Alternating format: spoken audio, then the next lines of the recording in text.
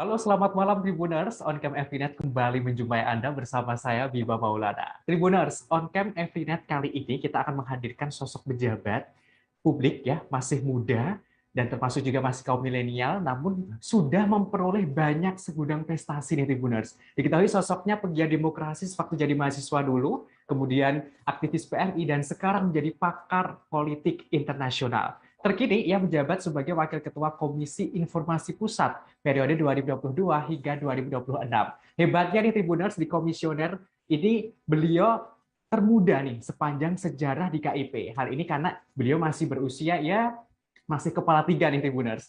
Nah, tidak lain tidak bukan, beliau adalah Arya Sadiuda. Kita akan kulik perjalanan karirnya hingga menjadi Wakil Ketua KIP, bahkan termuda lagi di komisioner. Langsung saja kita sapa. Halo, selamat malam Mas Arya. Selamat malam Mas Bima dan Tribuners semua. Baik, gimana nih kabarnya hari ini Mas Arya? Baik. Ya, kalau boleh tahu nih kesibukan akhir-akhir ini apa nih Mas Arya? Sekarang kita fokus ke penyiapan presentasi di Komisi 1 DPR RI besok, karena pimpinan KIP diminta untuk presentasi program dan rencana anggaran untuk 2023. Jadi kemarin 2022 kita sudah ada pergantian KIP yang baru. Saya baru dikukuhkan di tanggal 27 di tanggal 20 kemarin, ya 20 Mei kemarin, lalu 27 Mei kemarin di pleno KIP oleh 7 komisioner dimufakat bahwa saya menjadi Wakil Ketua Komisi Informasi Pusat RI. Nah, jadi sekarang ini persiapan untuk paparan di mitra kerja KIP ya, yang utama. Ini Bapak Ibu Komisi 1 DPR RI yang terhormat nanti. Baik, luar biasa nih Mas Arya. Tribuners ini masih muda, sekarang sudah menjabat Wakil Ketua KIP. Dan sebelumnya saya juga mengucapkan selamat Mas Arya atas jabatan barunya. Semoga nanti amanah dan mampu mengemban tugas-tugas di KIP Pusat. Oh ya, terima kasih, Matunun. Ya, baik. Nah, Mas Arya, ini sebelum kita bincang-bincang lebih jauh terkait dengan KIP yang berkaitan dengan keterbukaan informasi publik, tentunya Tribuners juga penasaran terkait masa lalu dari Mas Arya, apalagi Mas Arya ini sudah menempuh bangku kuliah di Universitas Indonesia, jurusan fisik ya Mas Arya ya. Nah, ya. Kalau waktu itu memang suka politik sosial atau gimana Mas bisa masuk fisip UI waktu itu? Ya pasti, karena ketertarikannya di sosial politik, saya daftarnya fisip. Dan khususnya waktu itu di jurusan antropologi ya. Jadi ketertarikan di tema budaya, keragaman dan kekayaan tradisi Indonesia itu yang bikin saya daftar antropologi waktu itu. Nah, setelah itu kan kita baru mulai menjajaki tema-tema lain ya, seperti pertahanan, studi kawasan, hubungan internasional. Waktu ambil S2 di Singapura, kampus Raja Ratnam School of International Studies itu RSIS, NTU ya, Nanyang Technological University, itu baru kita ambil studi strategis dan studi terorisme ya. Kita dapat kesempatan untuk mengambil Certificate in Terrorism Studies di International Center for Political Violence and Terrorism Research di Singapura, sambil juga menekuni studi strategis. Nah, kalau jenjang ketiga, jenjang doktoral, kita tekuninya di hubungan internasional, jadi lebih mengerucutnya akhirnya ke sana, yang sampai kemudian sebelum kita masuk ke lembaga negara, kita lebih banyak jadi analis atau pengamat politik internasional. Itu di Turki ya waktu doktornya kita ambil itu. Oke, luar biasa Tribuners. Jadi memang sukanya di dunia sosial politik sehingga jurusannya pun dari S1, S2, S3 juga sejurusan ya Mas ya. Tapi sepertinya kalau boleh tahu nih saya tebak, ini dulu SMA-nya ambil IPS bukan ya? Saya IPA. IPA ya? Tapi sebenarnya nggak linear ya. Saya saya highly non-linear and unpredictable secara Oke. secara pendidikan maupun secara organisasi, secara profesi juga kayaknya banyak zigzagnya. Jadi bukan role model yang bagus untuk yang linear, tapi mungkin bisa jadi opsi alter ego ya untuk mereka yang jalannya zigzag gitu.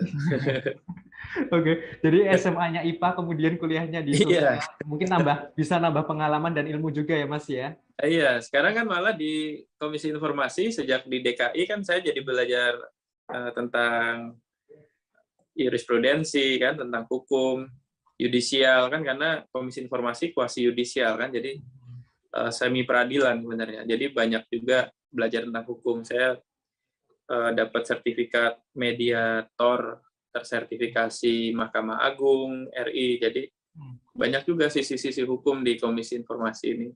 Ya banyak sekali zigzagnya, dan alhamdulillah kalau istilah balapan gitu ya, mungkin alhamdulillah tikungan-tikungannya nggak berdampak pada kecelakaan ya. Kita berhasil manuver dengan baik. Oke, makin zigzag, makin banyak ilmu, makin dipelajari, makin ahli ya Mas ya. Mudah-mudahan. Iya, amin. Nah, kalau saya lihat nih dari Mas Arya sendiri, saya juga baca di beberapa di media sosial, Mas Arya juga dulu waktu jadi mahasiswa di jurusan antropologi FISIP waktu kuliah, ini juga aktivis ya Mas ya, pegiat demokrasi. Nuansanya masih aktivis. Kalau boleh tahu waktu itu aktivitas di organisasi kampus seperti apa Mas? Ya, saya sebenarnya seperti anak muda atau mahasiswa pada umumnya mencari ruang bergaul gitu ya. Lalu pengalaman berinteraksi dengan organisasi, interaksi dengan dunia di luar kampus, sambil juga mengasah kepekaan sosial. Sama lah pada umumnya mahasiswa punya ketertarikan di luar tema perkuliahan di ruang-ruang terbatas yang mereka wajib hadiri ya. Jadi saya juga aktif memimpin beberapa organisasi di kampus, di tingkat fakultas, di tingkat universitas, bahkan tingkat lintas kampus juga saya pernah diberikan kesempatan untuk berkontribusi ya lewat organisasi tingkat mahasiswa. Waktu di Turki juga, saya kan ketua Perhimpunan Pelajar Indonesia di Turki. Sebelumnya ya memimpin tingkat kota ya, salah satu kota terbesar di sana. Lalu kemudian memimpin PPI Turki. Jadi sebenarnya passion untuk berkumpul, berjejaring, silaturahim juga punya perhatian kepada tema-tema negara, bangsa, ataupun nasib anak segala bangsa di level internasional sudah lama ya. Jadi saya bersyukur sekali bisa melalui proses itu, dan mungkin jadi bekal juga ya untuk organization yang lebih besar ya atau lebih rumit. Tapi kalau biasa aktif di organisasi non-profit, biasanya akan lebih mudah ketika mimpin institusi, lembaga yang profit. Karena kan kalau biasa mimpin manusia tanpa ada iming-iming material, ya dia akan lebih terlatih untuk mimpin sekelompok atau sekumpulan SDM yang sebenarnya sudah terikat secara kontrak material ataupun struktural gitu. Gitu sih yang saya lihat, Mas Bima. Banyak sekali organisasi yang diikuti, selalu aktif setiap saat ya Mas ya, baik di dalam kampus maupun di luar kampus. Tapi Mas, kalau sebenarnya di era sekarang, perlu nggak sih mahasiswa itu aktif banyak ikut organisasi atau memilih untuk ikut lomba-lomba atau menjadi mahasiswa kupu-kupu? Kalau versi dari Mas Arya seperti apa? Ya, sebenarnya menjadi mahasiswa tipe apa, dulu kita sebutnya tipe ya, tadi ada istilah kupu-kupu tuh, saya masih ingat istilahnya kuliah pulang gitu ya. Apakah dia menjadi study oriented student, terus kemudian ada yang memilih menjadi totally dedicated di organisasi atau betul-betul menekuni riset. Itu kan sebenarnya pilihan-pilihan ya. Yang jelas semua pilihan itu punya dampak ke pasca kampus. Kalau kita lihat di dunia pasca kampus, paling tidak menurut saya ada 3 ruang. Ada ruang yang sifatnya private sector atau private sphere, itu bisa ditekuni sejak kampus juga sebenarnya. Dunia usaha, dunia bisnis, perusahaan, entrepreneur, atau bahkan sekarang model-model pengembangan diri seperti menjadi YouTuber dan lain-lainnya, itu kan masuk ke private sector. Bisa didalami sejak di kampus, di zaman kapanpun, dari dulu sampai sekarang, cuma berbentuk format profesinya atau berubah format cara kita menjalin relasi aja. Tapi ada juga sektor yang kedua, misalnya dalam bayangan saya tuh dunia pasca kampus ada public sector atau public sphere. Itu sektor publik, sektor yang memang institusinya punya ikatan-ikatan dengan publik. Contohnya ya misalnya yang saya tekuni sekarang kan di sektor publik. Bahkan dia memonitor badan publik kan, Komisi Informasi itu memonitor badan publik. Badan publik itu seluruh lembaga yang dia hidup eksisnya karena publik, karena dana masyarakat, dana negara, APBN atau APBD. Nah, kalau sektor-sektor publik seperti itu kan kita lihat dia punya fatsunnya sendiri juga, pola interaksi yang mau dibangun di saat mahasiswa seperti apa, jejaring yang dia tata seperti apa, termasuk latihan kepekaan sosial, kebangsaan, kenegaraannya juga ada pasti. Nah, itu juga pilihan-pilihan. Tapi juga ada sektor yang sebenarnya saya sebut civic sector atau social sector atau social sphere. Dia mungkin tidak terlalu profit oriented, dia lebih society first, fokus oriented gitu, orientasi kepada masyarakat, pelayanan.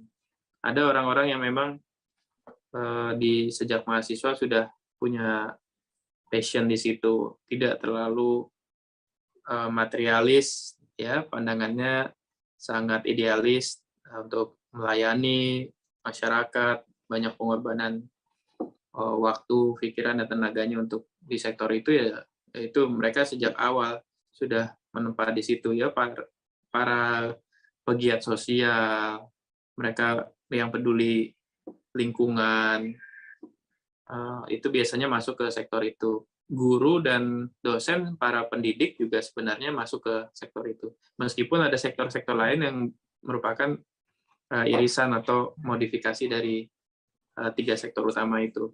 Jadi kalau jadi mahasiswa harus seperti apa, sebenarnya pilihannya ada pada setiap individu, tapi pastikan kita punya bayangan ketika kita mengambil pilihan itu, implikasi pasca kuliahnya seperti apa, implikasi pasca kampusnya di sektor apa, sehingga ada ada proses yang terbangun begitu, Mas Bima. Baik. Kalau Mas Bima dulu apa? Kalau saya dulu ilmu administrasi negara FISIP UNS, Mas, di Solo. Wah, Iya. keren. Sama kayak saya, latarnya sosial ya. Iya. Ya dulu ikut organisasi, ikut riset juga, ikut dosen juga waktu itu. Jadi berkaitan dengan ilmu pemerintahan lah waktu itu, Mas. Dan akhirnya di media juga terbekali ya pandangan-pandangan, kan banyak mewawancarai tokoh-tokoh di sektor pemerintahan ya. Masih itulah sesuai dengan passion lah, Mas. Iya. Itulah contohnya ya. Jadi sebenarnya kita nggak pernah yang benar-benar zigzag banget, nggak pernah ya. Tapi selalu dalam koridor ya. Kalau istilah balapannya, karena lagi ngetren balapan ya, ada di Indonesia, ada MotoGP, ada Formula E. Istilahnya mau trek lurus, mau ada tikungan zigzag, tetap dia dalam trek yang paling penting kan itu.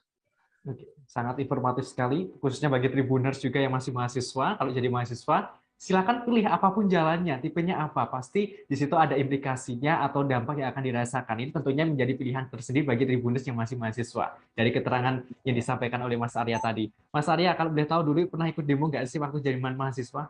Oh, sering. Sering, itu sering ya. Tapi yang pasti demonya nggak pernah berorientasi rusuh atau keras ya, gitu. Jadi selalu orientasinya untuk ekspresi, gitu. Anti brutal ya, Mas ya? Iya dong, sejak awal kita Udah komitmen. selalu menjadikan demonstrasi bagian dari ekspresi demokrasi. Kalau Oke. waktu di mahasiswa ya, dan kalau saya selalu senang peran demo itu harus suasananya intelek. Iya. Dulu biasanya kita selalu siapkan policy paper, terus menyiapkan draft. Misalnya kita protes terhadap satu rancangan undang-undang, kita siapkan draft sendiri dengan versi hasil diskusi dan dialektika di antara mahasiswa gitu ya. Jadi sejak awal sih memang kita punya concern di moral intelektual ya, sampai sekarang mudah-mudahan. Tentunya dengan demo berkompeten ini, ada yang disuarakan dan juga ada yang solusi yang disampaikan oleh mahasiswa ya Mas ya. Ya, Nggak hanya ya, demo aja ya Mas. ya. Oke, Mas, Mas Arya kan dulu aktivis pegiat demokrasi juga. Kalau boleh tahu di selama mahasiswa itu hobinya apa sih Mas? Mungkin ada hal yang perlu yang lain? Suka musik atau suka apa? Saya dari muda ya, mungkin dari remaja ya kalau bisa dibilang, di SMP saya memang sangat suka musik ya. Hmm. SMP dulu malah kita biasa ya ngeband gitu ya. Kita punya band sendiri. Sempat mau masuk ke rekaman dulu, kita selalu ingat jadi hobi musik itu nggak segampang sekarang ya, tinggal di-upload sendiri.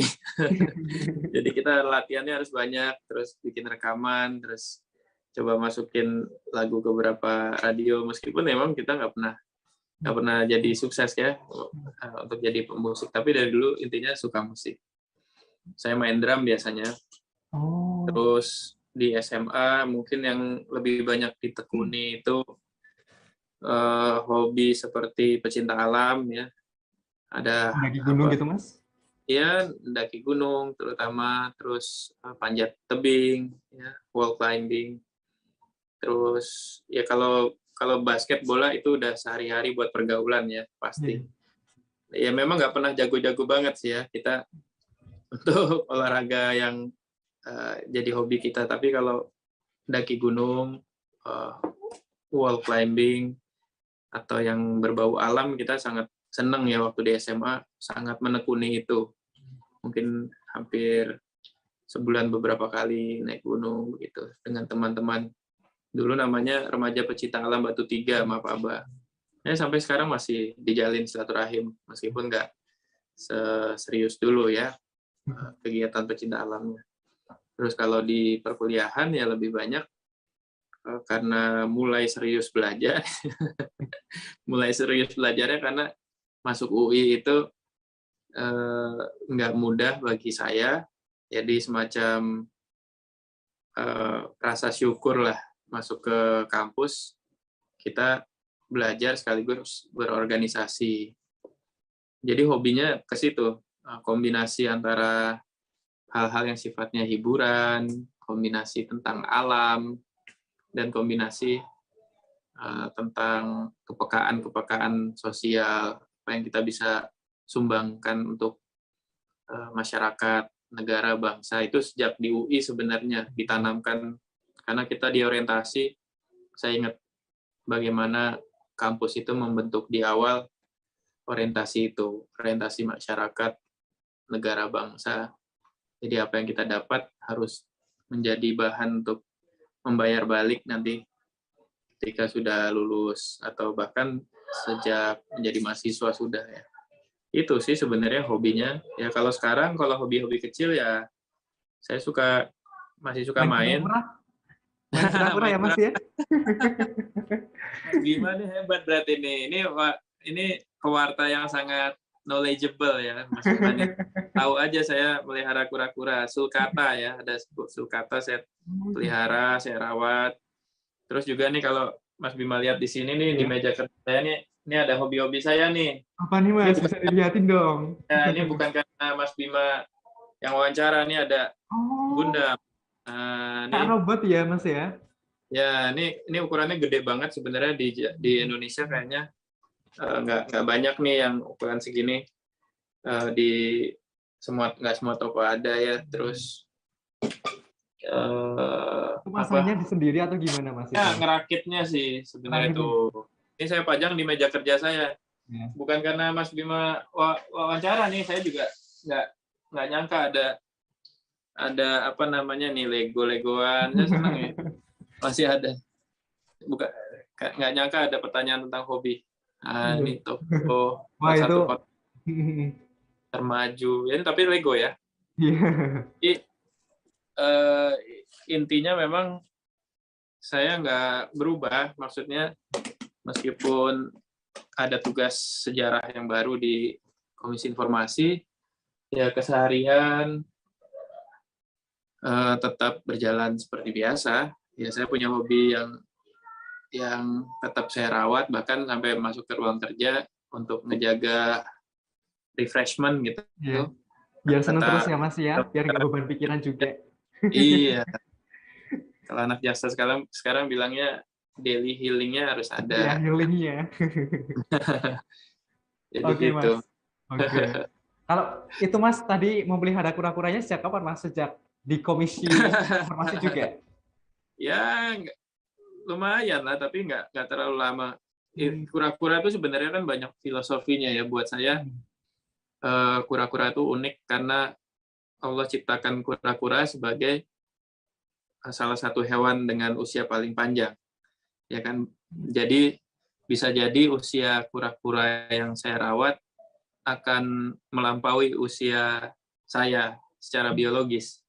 Jadi mungkin saya sudah nanti sudah selesai tugasnya di dunia, itu masih dirawat oleh anak cucu saya, misalnya begitu. Jadi karena kan ada yang sampai 80 tahun, 100 tahun begitu. Jadi saya ngerawat kura-kura itu sebenarnya untuk memberikan pengingatan rutin ke saya, salah satunya bahwa tidak semua misi itu bisa selesai di usia manusia yang menanamkannya atau memulainya. Bisa jadi ada misi-misi besar yang dia harus diwariskan dan dilanjutkan. Jadi ada pesan itu ke pribadi saya. Terus yang kedua, kura-kura itu kalau buat saya ya hewan yang alon-alon kelakon gitu. Kalau orang Jawa bilang Pelan-pelan dia tapi pasti ya Mas ya? iya perlahan, tapi dia pasti. Artinya dia kesehatannya juga nggak mudah terganggu dengan suasana panas, apalagi sulcata yang saya rawat itu kan aslinya dari gurun Sahara, jadi dia tahan panas, terus cangkangnya juga kuat, artinya dia nyaman dengan cangkangnya kan begitu. Jadi dia punya caranya sendiri untuk melindungi diri tanpa harus terganggu dengan turbulensi di luar. Jadi punya cara untuk melindungi dirinya dengan baik, meskipun yang lain berjalan cepat, dia bisa dengan tenang berproses, ya menikmati sekali ya. Itu adalah beberapa filosofi yang kalau saya lagi ngasih makan kura-kura, itu saya jadi selalu ingat dua hal itu paling enggak ya. Oke. Ada hobi, ada filosofinya ya Mas ya, di samping ngaji juga. Kalau Sulcata ibunya itu, gimana di rumah juga, semoga? ya sulcata itu kura-kura terbesar ketiga di dunia ya. Salah satu yang besar. Jadi dia ukuran 3 tahun dia bisa cepat, dari misalnya setahun itu, yang saya punya tuh mungkin setahun ya. Udah setahun, terus dia bisa sangat besar, bisa 3 tahun bisa sebesar ini. Oke. Ya tergantung. Semoga nanti terus konsisten ya Mas ya, kura-kuranya semakin besar nanti bisa dipotret nih di laman Instagram. Ya dulu waktu kecil juga saya merawat beberapa binatang ya, ada kucing, Oke. ada apa namanya, ada ayam ya. Itu. Kalau orang tua saya lebih banyak lagi biasanya. Bapak saya tuh seneng burung ya, banyak, terus melihara beberapa hewan lain. Oke. Supaya jadi refreshing juga ya, Mas ya, healingnya Mas Arya. Nggak perlu jauh-jauh kemana-mana, tuh cukup di rumah melihara hewan, kura-kura. Iya.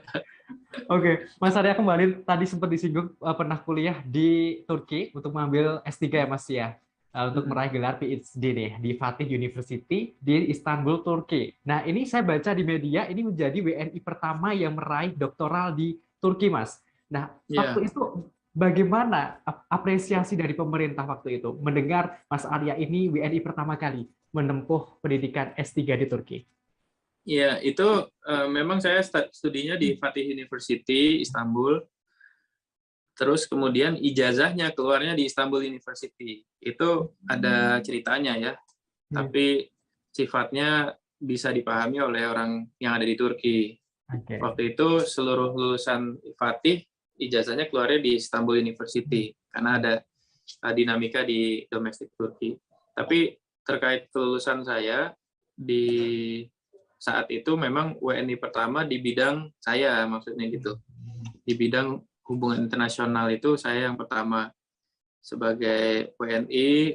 Waktu itu Pak Dubes Wardana waktu itu ya, mantan Wamen, Wakil Menteri Luar Negeri RI, lalu kemudian bertugas di Turki, sangat apresiasi. Jadi saya langsung diundang ke Ankara, ini berbeda kota ya, Iya. diundang ke ibu kota di mana ada kantor perwakilan kita di sana sama Pak Dubes. Pak Dubes semacam kayak bikin selebrasi lah, selebrasi kecil, dan memberikan apresiasi, makan bareng, begitu aja sih.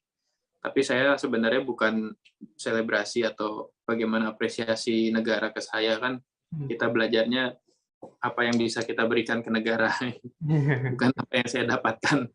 Jadi setelah itu saya kembali ke DPR, kembali menjadi tenaga ahli Komisi 1 DPR RI, tenaga ahli komisi ya. Oke. Karena sebelum saya berangkat juga kan saya berangkat dari sana. Jadi janji saya pribadi setelah selesai belajar, saya kembali ke tenaga ahli Komisi 1, mengabdi di situ, memberikan sumbangsi pemikiran saya, karena saya kan TA Komisi Bidang Luar Negeri. Gitu. Pas kembali itu jadi semakin relevan lah sumbangsi pikiran-pikiran saya, bahan saya, selain juga bentuk pelayanan saya ke Bapak Ibu anggota waktu itu ya. Gitu. Oke, semaksimal mungkin selagi masih muda dan ada kesempatan berusaha untuk memberikan yang terbaik untuk negara, Mas ya, waktu itu. Ya. Sekarang menjadi pakar politik internasional, tentunya ini menjadi salah satu inspiratif bagi Tribuners yang ingin apa ya istilahnya menepaki jejak ke luar negeri atau menempuh sekolah ke luar negeri ya, Mas. Iya, pengamat politik internasional tuh sejak saya di Turki memang ya. Jadi sebelum lulus pun sudah menekuni itu. Kebetulan waktu itu ada beberapa kejadian di Turki yang jadi perhatian dunia, termasuk di Indonesia. Kita mulai diundang di media-media, di televisi, semua televisi rasanya jadi kawan yang rutin kita kunjungi gitu. Waktu saya studi di Turki sampai dengan lulus, sampai dengan terakhir sebelum saya di Komisi Informasi Pusat RI ya. Sekarang rasanya saya mau fokus di sini aja, karena kerjaannya juga begitu menumpuk ya.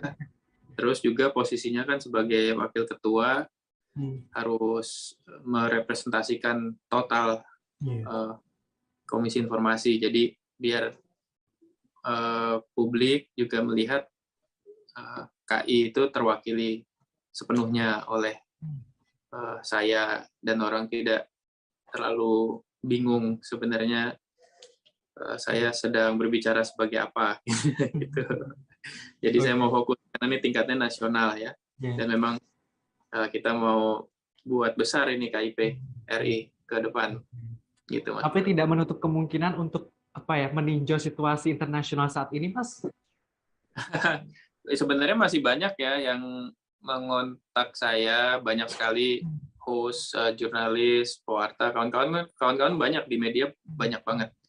Tapi saya membatasi diri ya, untuk tidak menjadi atau tidak mengaktifasi profesi saya sebagai pengamat politik internasional. Saya juga punya The Indonesian Democracy Initiative, juga saya tidak mengaktifasi lagi. Jadi memang betul-betul sekarang full di KIPRI sebagai wakil ketua. Saya harus support betul lembaga ini bersama teman-teman yang 6 lainnya biar maju, karena ini periode keempatnya KIPRI.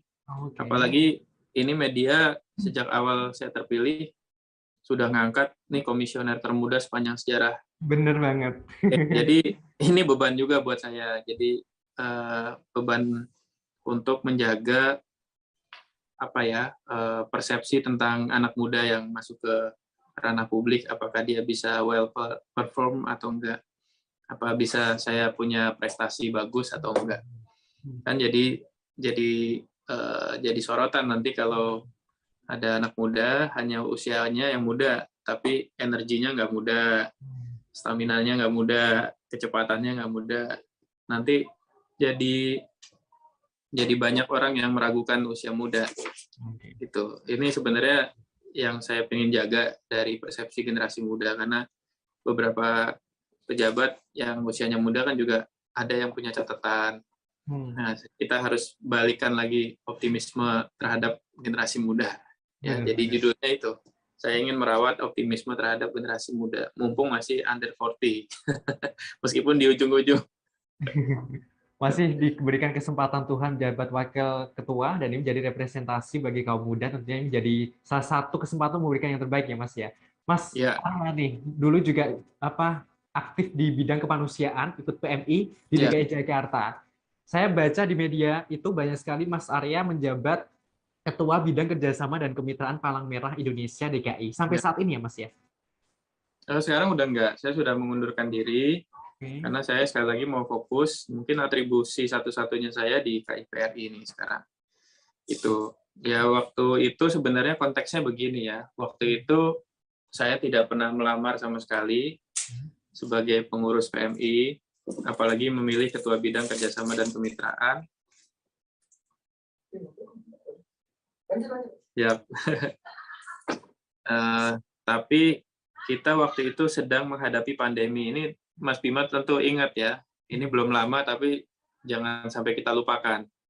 Kita menghadapi pandemi pertama itu guncangan luar biasa, terutama di Jakarta. Pada saat itu, saya diminta sebagai salah satu tokoh oleh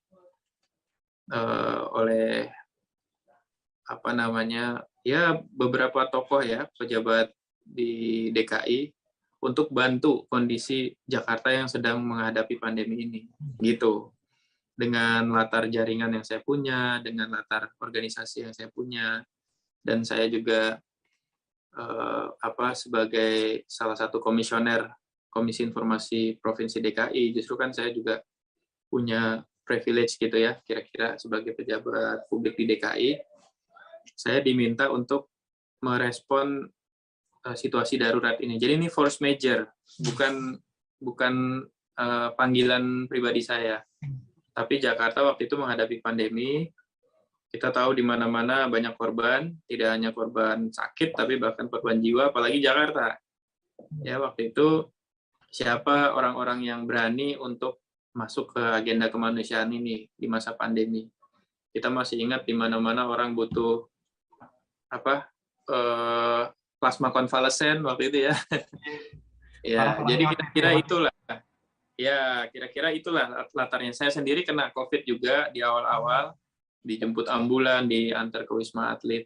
Jadi kira-kira latar saya begitu. Kalau untuk kemanusiaan betul-betul natural, sangat alami, dan panggilan kemanusiaan. Itu suatu hal yang darurat. Nah, sekarang kondisinya sudah membaik, pandemi sudah selesai, saya kira tugas saya sudah selesai. Begitu. Pasti banyak orang yang bisa menggantikan saya jauh lebih baik. Waktu itu hanya orang-orang nekat lah yang kira-kira waktu itu Di saat orang dilarang keluar, kita harus setiap hari keluar sebagai pengurus PMI. Di saat orang lain menyelamatkan kondisi ekonominya, kita harus menyelamatkan kemanusiaan di atas segalanya. Dan mengorbankan banyak hal sebenarnya, waktu, ya ekonomi juga kita berkorban. Jadi saya rasa sekarang kondisinya sudah membaik. Pak Jokowi, Pak Presiden RI juga sudah membolehkan lepas masker di ruang terbuka. Berarti pandemi sudah selesai, tugas saya sudah selesai. Kira-kira begitulah insting atau intuisi yang saya latari gitu ya. Jadi sudah selesai, sekarang udah selesai, Mas Bima. Saya sudah resmi juga membuat surat pengunduran diri sejak pelantikan ya. Sejak Berarti pelantikan. sudah off dari PMI ya Mas ya sekarang? Ya, sejak Kepres keluar ya. Sejak Kepres keluar, saya sudah susun langkah-langkah pengunduran diri, apalagi situasi yang melatari waktu itu saya diminta membantu kondisi Jakarta, sudah selesai. Oke. Mudah-mudahan tidak ada pandemi lagi. Amin, amin. Itu diharapkan semua orang. Oke, Iya, banyak sekali keterbatasan waktu itu, kita dibatasi ini itu, dan alhamdulillah iya, sekarang benar. kita sudah Force lumayan major bebas ya Mas ya. saya jadi tanda kutip petugas atau pahlawan kemanusiaan itu force major. Ya mungkin mirip-mirip dulu ya, saya nggak membayangkan apakah para pahlawan yang dimakamkan itu dulu berniat jadi pahlawan, kan enggak, itu panggilan situasi. Oke. Nah, sekarang situasinya sudah membaik, sudah tidak war time lagi, sekarang peace time. Sudah masa damai dari pandemi. Saya bertugas di tempat yang juga rasanya lebih butuh perhatian dan menugaskan saya untuk total. Oke, total di KIP sekarang ini. Ya, Menjabat Wakil Ketua KIP periode 2022 hingga 2026, termuda lagi. Nah, ini mungkin jadi pertanyaan banyak di Tribuners juga di sana. Ini awal mula ikut Komisi Informasi seperti apa, Mas? Kan dulunya Mas ya, kan aktif di apa ya, kegiatan mahasiswa, sosial politik, kemudian mengambil S3-nya ini di ya, hubungan internasional, berbelok ke ya, hal informasi. Kenapa dulu nggak ya. ambil ilmu komunikasi, Mas? Ya, enggak. Jadi kalau Komisi Informasi itu sebenarnya bukan dekat ke komunikasi. Itu pertama secara rumpun keilmuan, justru lebih dekat ke rumpun ilmunya Mas Bima, administrasi negara, karena dia pelayanan publik, layanan informasi publik ya. Jadi lebih dekat ke pemerintahan. Bagaimana tanggung jawab pemerintahan untuk memberikan hak informasi bagi warga negara, dekat dengan ilmu politik, ilmu segala ilmu ya sebenarnya. Ini kan lembaga yang tidak spesifik ilmu tertentu. Nah, yang kedua, waktu itu ceritanya begini, sejak saya di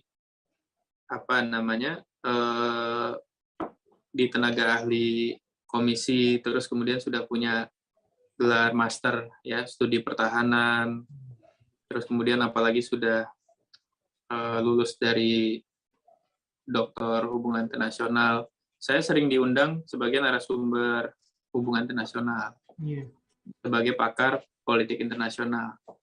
Nah, sejak itu interaksi saya dengan beberapa lembaga, salah satunya ada lembaga Magnitude.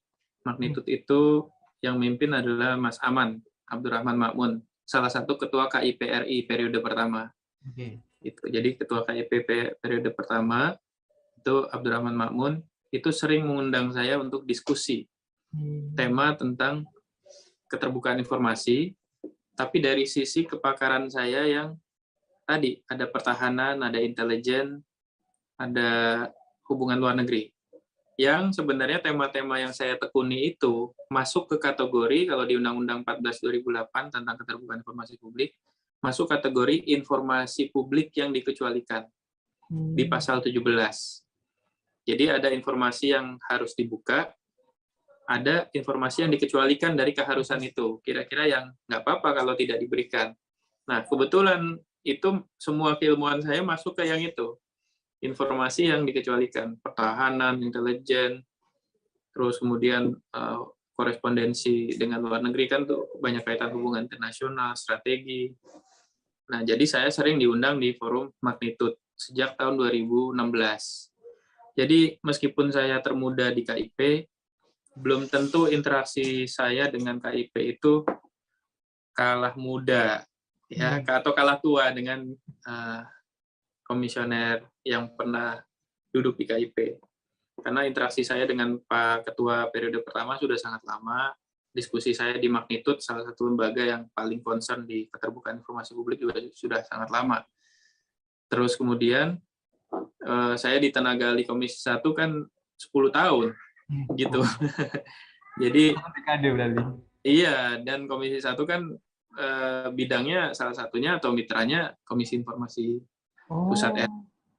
Dari situ Iya. hanya bertemu ya Mas ya. Iya, jadi sebenarnya interaksi saya sudah lama. Bedanya, saya tidak berada di tema itu sebagai juru bicara. Selama ini saya belajar. Gitu. Nah, jadi ceritanya begitu. Jadi sebenarnya interaksi saya sudah lama. Mungkin bisa dihitung dari keterlibatan saya di Komisi 1 sebagai tenaga ahli, sudah 10 tahun. Gitu. Sebelum jabat wakil? Iya, 10 tahun ditambah pengalaman di KIP DKI, ya saya sudah 12 tahun lebih ya, sudah 12 tahun lebih menekuni atau berinteraksi dengan tema KIP. Undang-Undang 14 2008 itu kita juga istilahnya ikut serta ya, waktu itu sudah juga sebagai tenaga ahli di DPR kan, ikut serta untuk melihat prosesnya. Jadi kita juga melihat dan berinteraksi dengan tema-tema itu sudah lama. Tapi baru bertugas secara resmi ya sejak kita terpilih di KIP DKI. Gitu, Mas Bima. Sebelum Komisi Informasi Pusat, Mas Arya menempuh dulu tugasnya di KIP DKI ya Mas ya, DKI. Ya, saya KIP DKI sebelumnya di 2020 ya saya udah di DKI dulu. Waktu itu pernah diberitakan ini ada 23 sengketa, kasus sengketa informasi, harus menyelesaikan itu dalam waktu 100 hari. Nah, waktu itu penanganannya seperti apa, Mas? Dalam hal kasus sengketa informasi ini waktu itu. Kan ini kan juga eranya media sosialnya sudah apa ya, menggelora ya zaman sekarang, digitalisasi waktu ini. Jadi ceritanya waktu kita dilantik itu kita diwariskan sengketa informasi tumpukan dari 3 tahun, 2019, 2020, 2021 gitu.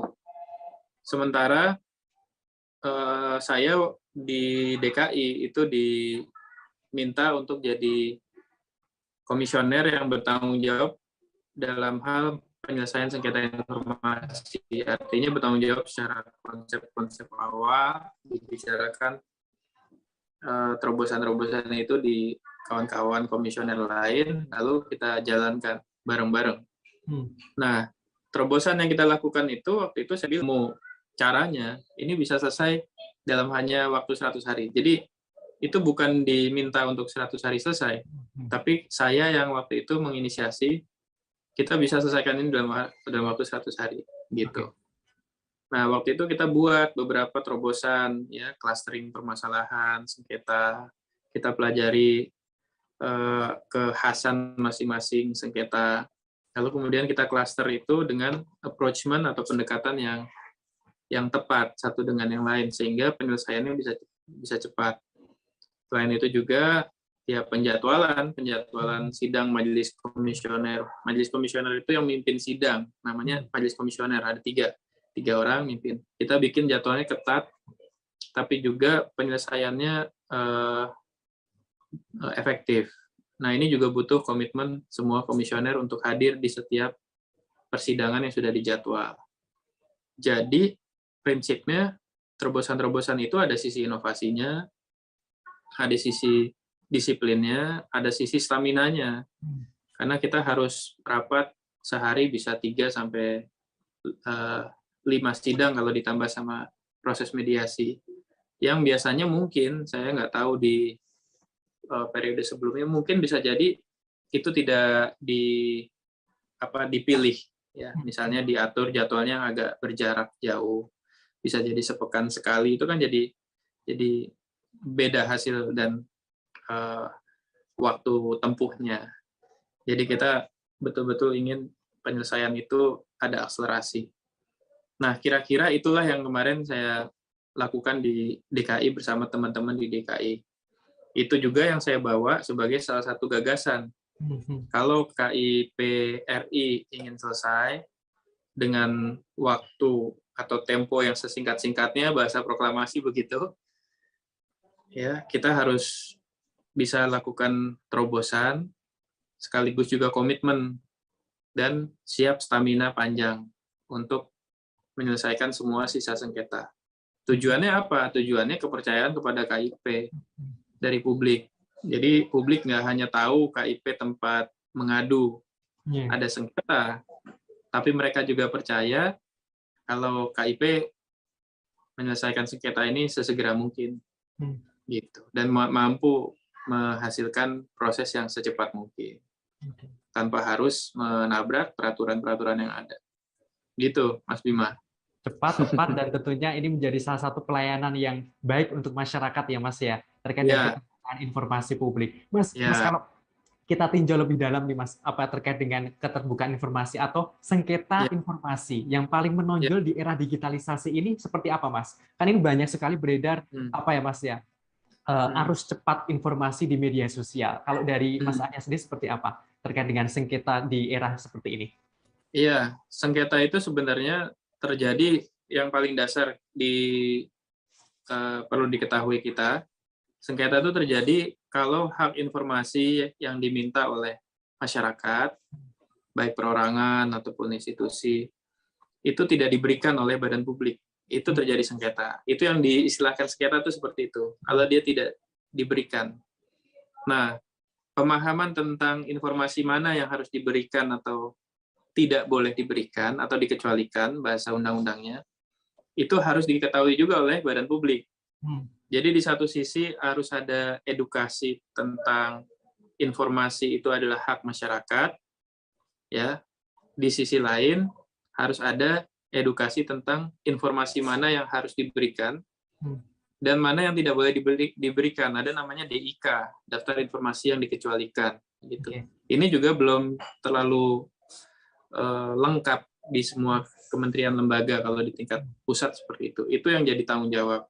Nah, kalau ditanya bentuk informasi apa saja yang masuk sebagai sengketa, yaitu ujung-ujungnya ya yang biasanya hajat hidup orang banyak, ya. Terus juga kemudian antara badan publik dengan si pemohon atau masyarakat yang jadi pemohon itu ada perbedaan persepsi. Masyarakat menganggap ini harus diberikan, badan publiknya menganggap ini tidak boleh diberikan, gitu, atau dianggap membahayakan, dianggap harus disimpan. Nah, inilah yang jadi sengketa di situ. Kalau tentang kategori sengketanya bisa banyak, bisa apa maksudnya kategori informasi yang disengketakan bisa banyak, bisa informasi yang bersifat pribadi, ya, data pribadi. Ini kenapa sering jadi sengketa, karena dianggap ini dikecualikan pribadi. Tapi kalau pribadinya sudah menjadi pejabat publik, itu kan jadi berbeda. Nah, makanya sering terjadi sengketa, gitu. Terus kemudian ada kepemilikan. Ya, kepemilikan ini juga seperti itu. Biasanya ada kepemilikan, contoh misalnya tanah, ada sertifikat yang ada di dua tempat berbeda, ya kan, gitu. Itu masuk informasi. Antara badan publik yang ingin menjaga, karena itu sifatnya pribadi, sementara masyarakat menganggap itu harus diperjelas milik siapa, misalnya seperti itu. Itu kan sering terjadi. Jadi kepemilikan pribadi yang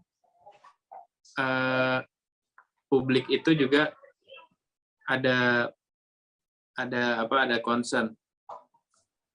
Terus kemudian ada yang sifatnya akuntansi, keuangan, ya kan? Masyarakat ingin sekali ada keterbukaan, di sisi yang lain badan publik kan belum tentu seterbuka itu atau siap untuk terbuka sampai satuan berapa misalnya seperti itu. Ada lagi yang sifatnya layanan informasi. Ini bisa jadi masalah ketersediaan, masalah kecepatan respon bisa juga karena kita ada waktunya kan, ada length of time untuk pelayanan. Di undang-undang itu ada waktu 10 hari plus 7 begitu. Ada 10 hari plus 14, lalu kemudian tahap berikutnya 30 hari. Nah, itu waktu bisa jadi menjadi terhitung sangat sempit bagi mereka yang tata birokrasi layanan informasinya belum rapi. Sehingga mereka offside, misalnya begitu, lewat dari batas waktu. Mereka akhirnya terkategori sengketa karena masyarakatnya mengadukan ke KIP. Jadi banyak sekali, Mas Bima, bentuk-bentuk yang jadi aduan sengketa informasi. Dan itu bisa tertangani kalau di satu sisi kita menangani sengketa secara cepat, sehingga ada optimisme kalau kita mengadu itu ditangani dengan baik. Tapi di sisi lain itu ada dua subjek lain. Masyarakat ini harus terus diedukasi melalui peran kolaborasinya KIP dengan banyak pihak. Yang kedua, badan publiknya memang juga harus disertai. Ya, kita sebutnya sertai, kita kolaborasi, kita sertai seperti beberapa kementerian ini di pekan pertama kita setelah dilantik sudah mengundang KIP untuk menjelaskan beberapa standar layanan informasi publik yang sepatutnya ada di setiap kementerian lembaga. Ada juga, misalnya saya kemarin diundang ke Kemensos, Kementerian Bu Risma, untuk menjelaskan informasi yang dikecualikan.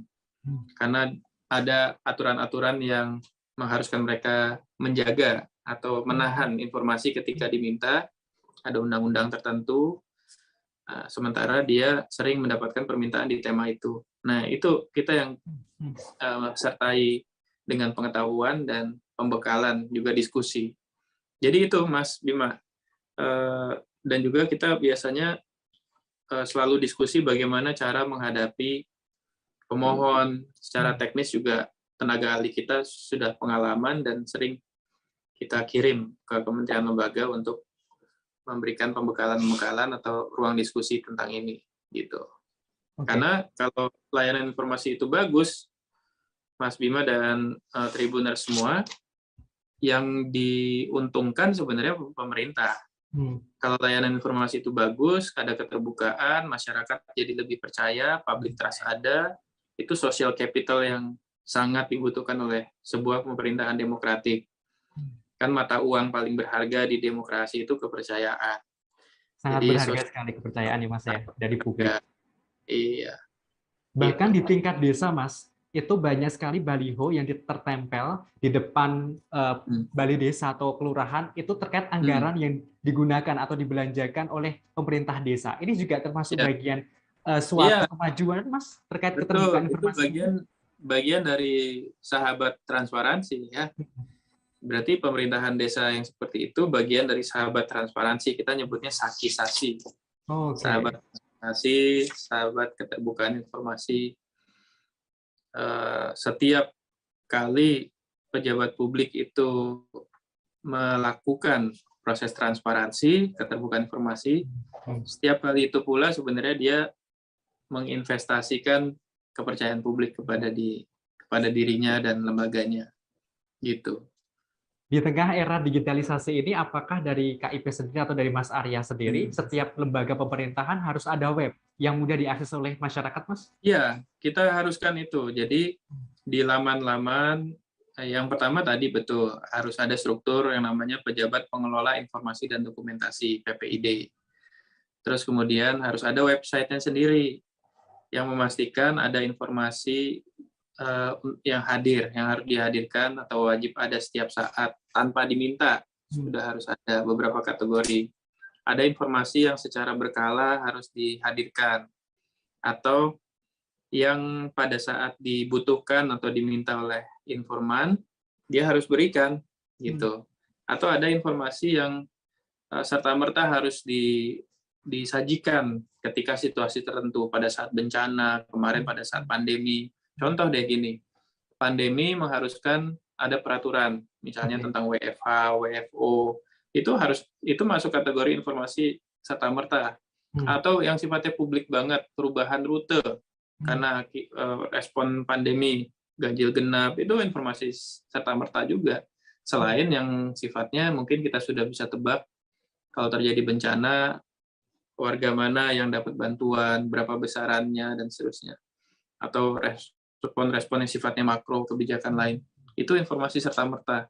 Jadi segala hal di negara ini yang berkaitan dengan pengambilan kebijakan publik, proses pengambilan kebijakan publik, terus juga ruang untuk menyertakan masyarakat dalam proses pengambilan tersebut, sampai dengan putusannya, alasannya apa, sebenarnya masuk ke dalam kategori informasi publik yang harus kita bangun sama-sama.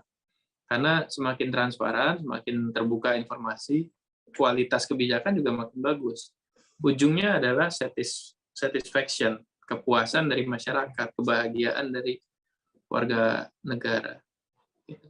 Saya teringat jadi mata kuliah pelayanan publik ini, waktu kuliah dulu. Iya. Ya mudah-mudahan nanti bisa dicolek saudara-saudaranya Mas Bima atau Tribuners, ada yang akademisi kampusnya bisa mengangkat tema ini. Ya. Kita siap untuk hadir menyertai kawan-kawan akademisi. Saya juga senang gitu kalau bisa berdiskusi tema ini, karena ini sebenarnya makanannya pegiat demokrasi ya. Banget. Makanannya kalangan akademisi ya, kaitan tema-tema ini. Orang tidak banyak ngeh kalau bukan akademisi ya. Orang nggak banyak ngeh kalau transparansi, keterbukaan informasi itu sebenarnya pre-requirement dari good civilization gitu. Sebuah berkolerasi dengan mata kuliah administrasi negara ini, Mas. Pelayanan publik ini. Iya kan? Ingat dulu. Iya kan? Enabling environment. Jadi keterbukaan informasi sama transparansi itu sebenarnya lingkungan yang sangat kondusif bagi demokrasi, kemajuan, peradaban yang baik. Itu orang kurang ngeh. Orang hanya berpikir peradaban yang baik itu diukur dari gedung-gedung, infrastruktur, tingkat kesejahteraan. Yang enggak, sebenarnya pre-requirement-nya atau prasyaratnya itu ada lingkungan kondusif, keterbukaan. Orang akan lebih menghindari korupsi kalau ada keterbukaan seperti ini kan. Ya, pemberantasan korupsi itu banyak di hilir, tapi sebenarnya di hulunya ada transparansi, ada keterbukaan informasi kan gitu. Oke, luar biasa ini diskusi politik ini ya. Terkait dengan keterbukaan informasi di mudah-mudahan Tribuners ada yang ini nih, setelah ini banyak undangan lewat Mas Bima ke saya. Sama. Oke, Mas. Kalau sekarang ini, Mas, kalau ditinjau di jalan-jalan itu banyak baliho pejabat ya, foto-foto pejabat atau kepala daerah, misalnya ada momen tertentu, misalnya Hari Raya Idul Fitri, Natal atau dan lainnya, itu membuat baliho mengucapkan selamat kepada masyarakat. Dan juga di Instagram pemerintahan itu juga banyak aktivitas pejabat publik atau kepala daerah itu juga ditampilkan, Mas. Nah, ini apakah salah satu cara keterbukaan informasi publik ini semakin mentereng ini, Mas? Kalau kampanye, saya kira itu bukan kategori utama informasi publik ya, tapi lembaganya, badan publiknya, ya. Jadi kalau perorangan sebagai pejabat untuk menyampaikan pesan-pesan itu mungkin bagian dari kehumasan ya. Betul itu informasi publik, tapi bukan yang utama. Yang utama itu sebenarnya ada di badan publiknya. Jadi badan publiknya apakah menyediakan informasi dan dokumentasi tentang kebijakan-kebijakannya, ya, dan lain-lainnya lah. Jadi tapi sebagai bagian dari kehumasan, misalnya dia memaparkan kebijakan apa yang dia gulirkan, itu masuk ke informasi publik akhirnya. Ya, tapi bukan misalnya ucapan-ucapan selamat ini, selamat itu, terus itu bagian dari informasi publik yang utama.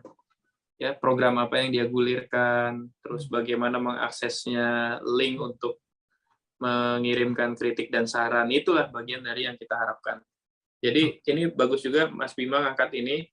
Harapannya pejabat publik ketika punya anggaran kehumasan, kita berharap yang disampaikan bukan hanya foto, nama, dan atribusinya, tapi program, lalu kemudian kebijakan utamanya, dan link, kritik, dan saran untuk proses yang lebih baik ke depan. Begitu.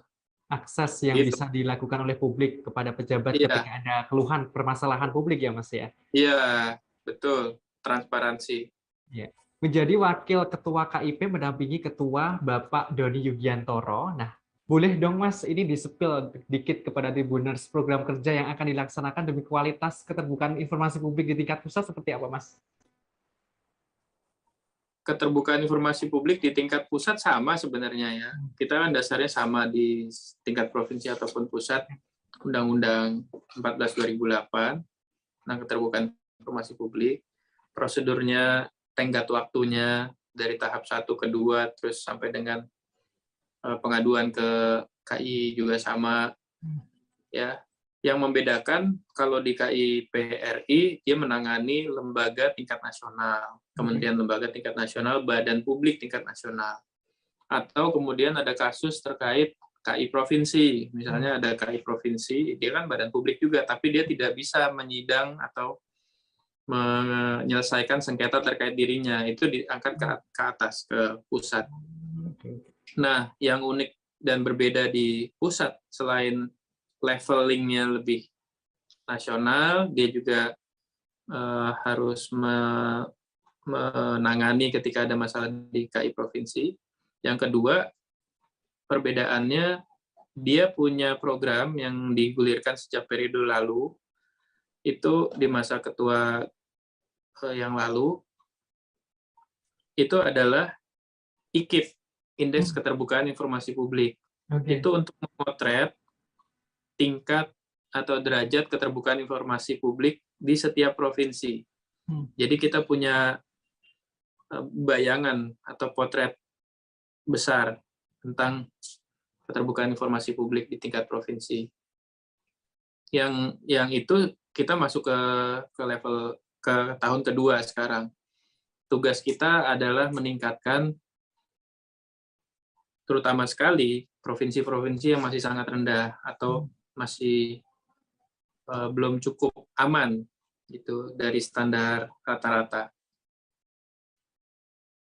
Besok salah satu provinsi yang nilainya harus kita tingkatkan itu Papua Barat. Saya kebetulan akan bertugas ke sana tanggal 9 besok. Kita concern ke provinsi-provinsi seperti itu. Jadi target IKIP itu bagi KIPRI bukan kontestasi, ya. Kalau kontestasi kita lihat siapa pemenangnya, lalu kemudian memberikan penghargaan kepada pemenangnya secara besar-besaran, selebrasinya. Tapi karena kita Indonesia, kita ingin mengangkat justru nilai-nilai yang masih tertinggal dari rata-rata. Tugas kita adalah memberikan atensi. Di antara bentuk atensinya ya pendekatan KIPRI dalam membantu komunikasi dengan kepala daerah masing-masing, itu juga bagian informal yang kita jalankan.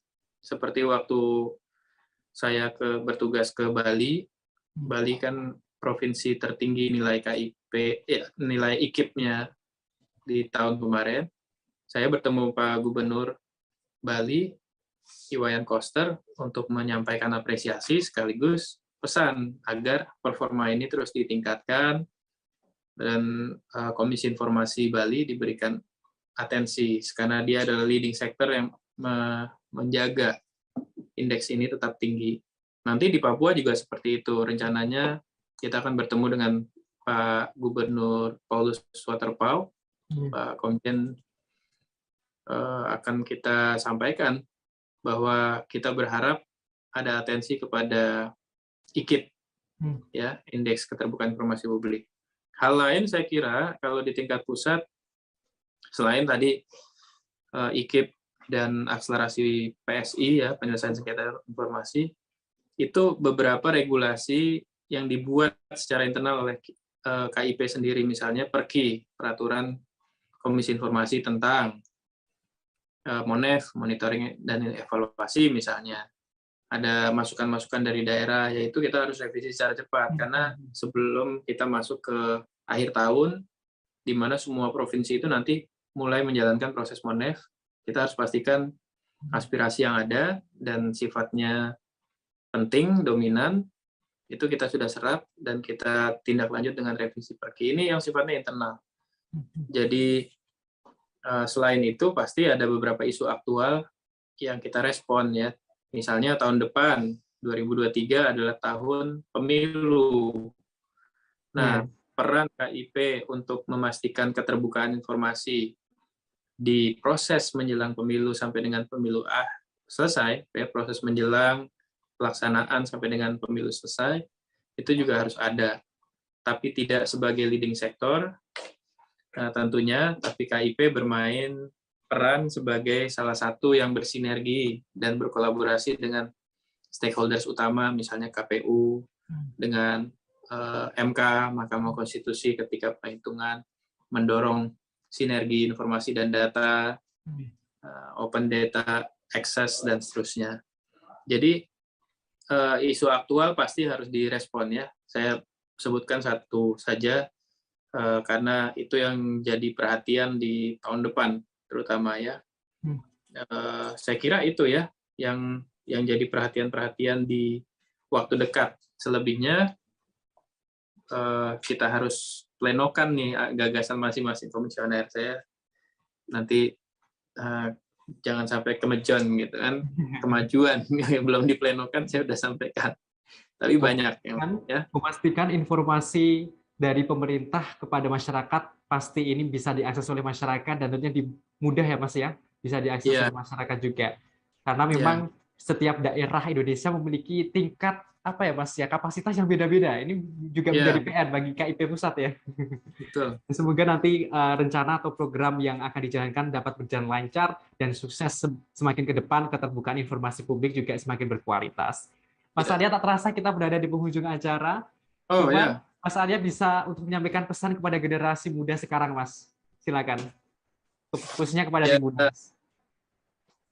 Kawan-kawan semua, Tribuners, terutama di generasi muda, kita ada di zaman yang sangat tinggi harapannya terhadap generasi muda, karena di zaman kita sekarang, semua orang sudah membayangkan bahwa generasi muda di hari ini akan menjadi pemimpin di tahun emasnya Indonesia, ya, tahun 100 tahun kemerdekaan Indonesia di 2045.